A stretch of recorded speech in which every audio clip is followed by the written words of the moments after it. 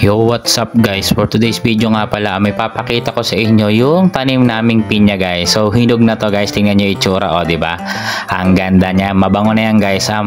Tanim nga lang pala namin to dito sa gilid ng bahay namin guys. So, diba? Ang bango-bango na yan.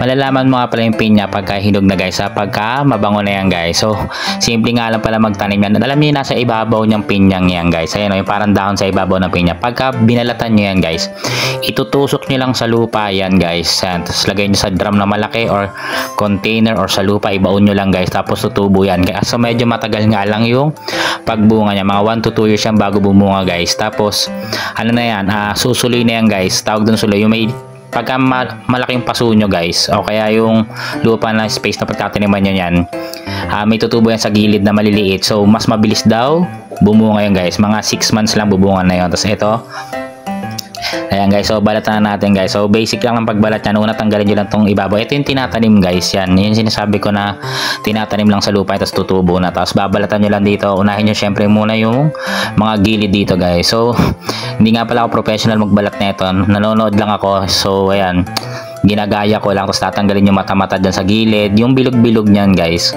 Pero yung nagtatrabaho pa ako dati, yung mga chef, nakikita ko dyan, kaso malalaking pinya naman yun, talagang sama lahat talaga pagka sila yung nagbalat nyan. Tapos hindi na nila ginaganito yung papaslant para matanggal yung mga mata-mata.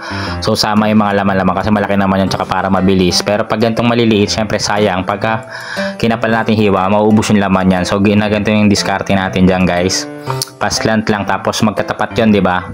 Bilog-bilog yun na paano, yun lang, i-slant nyo lang.